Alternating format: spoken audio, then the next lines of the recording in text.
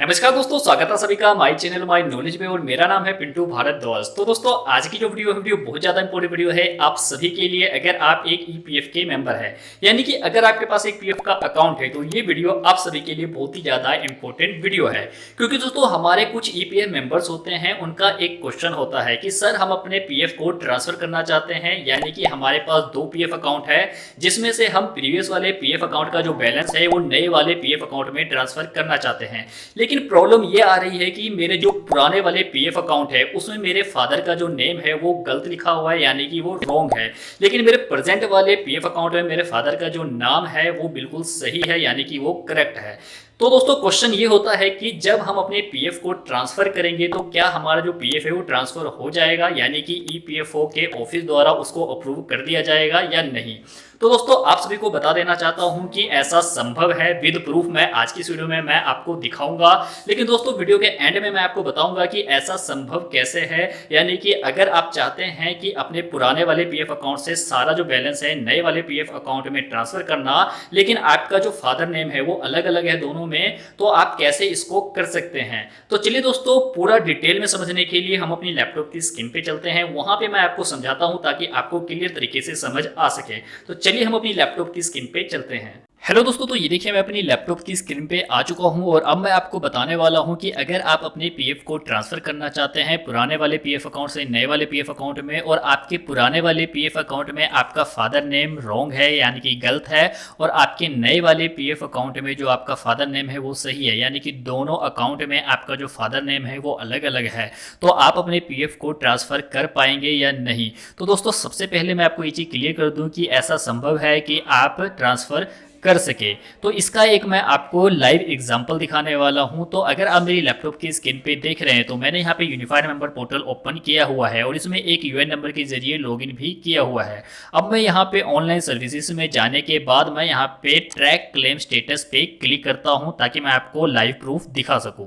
तो ये देखिए दोस्तों, अब मैं यहाँ पे ट्रैक क्लेम स्टेटस वाले पेज पे आ चुका हूँ। यहाँ पे आपको 2 ऑप्शन मिलेंगे ऑनलाइन क्लेम स्टेटस का, जिसमें आपके ऑनलाइन जितने भी क्लेम है उसका स्टेटस शो करेगा, और सेकंड ऑप्शन में आपको यहाँ पे लिखा हुआ है ट्रांसफर क्लेम स्टेटस का, यानी कि आपने अभी तक जितने भी पीएफ ट्रांसफर किए हैं उसके क्लेम की स्टेटस आपको यहाँ पे नजर आएगी। तो हम बात कर रहे हैं अभी ट्रांसफर क्लेम की, तो हम यहाँ पे ट्रांसफर क्लेम स्टेटस में चेक करेंगे। तो ये देखिए दोस्तों, यहाँ पे ट्रांसफर क्लेम स्टेटस में 2 ट्रांसफर की रिक्वेस्ट डली हुई है। हम यहाँ पे सेकंड वाले को देखेंगे। सेकंड वाले ट्रांसफर रिक्वेस्ट को देखने के लिए अगर आप यहाँ पे देखेंगे तो प्रिंटेबल फॉर्म 13 लिखा हुआ है।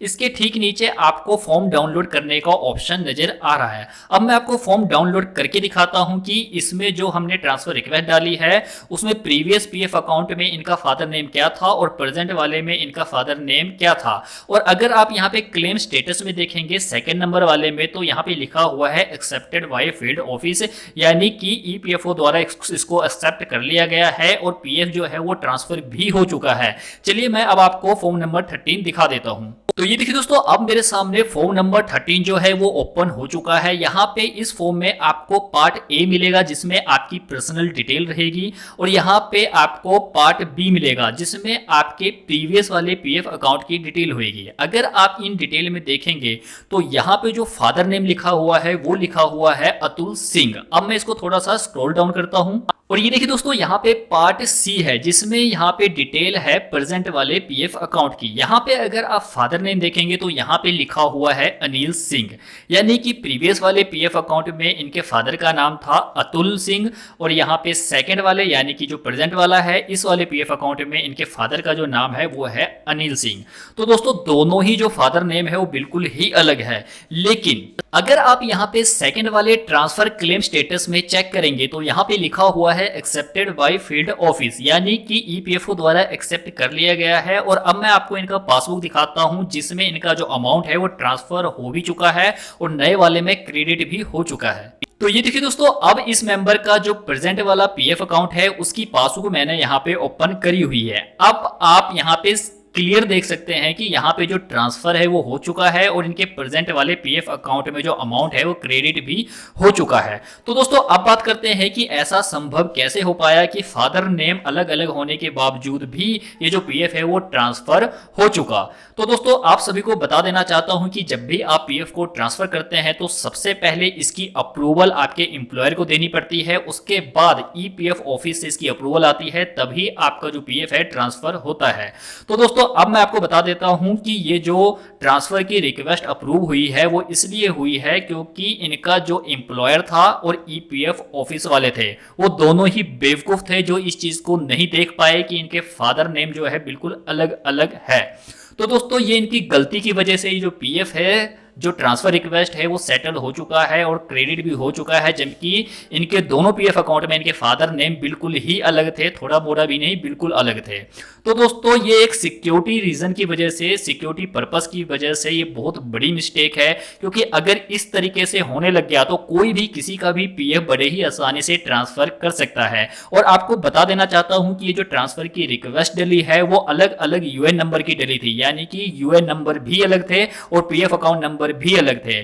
तो अगर इस तरह की गलती होती रही तो हो सकता है कि अगर किसी भी मेंबर के नाम सेम मिलते हैं, उनकी date of birth same match कर जाती है, तो ऐसा हो सकता है कि इस गलती की वजह से किसी और पीएफ मेंबर का जो अमाउंट है किसी और पीएफ मेंबर के अकाउंट में चले जाए।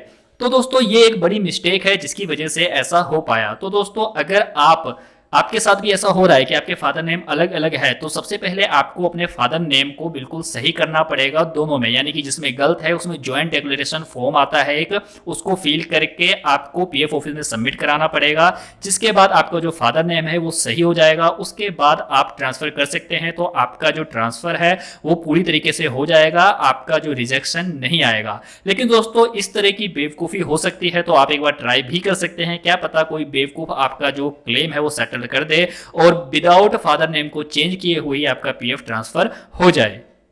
हेलो दोस्तों, तो उम्मीद करता हूं कि आज की इस वीडियो में जो इन्फॉर्मेशन, जो जानकारी मैंने आपको दी वो आपके लिए यूजफुल रही होगी। तो दोस्तों इस वीडियो में इतना ही था, और अगर आपको ये वीडियो अच्छी लगी तो प्लीज इस वीडियो को लाइक करिए, अपने फ्रेंड के साथ शेयर करिए, और अभी तक अगर आपने मेरे चैनल को सब्सक्राइब नहीं किया है तो आप मेरे चैनल को सब्सक्राइब कर ले और ऑल नोटिफिकेशन को ऑन कर ले, ताकि इसी तरह की लेटेस्ट और यूजफुल वीडियोज की नोटिफिकेशन सबसे पहले आप तक पहुंच सके। धन्यवाद दोस्तों, जय हिंद।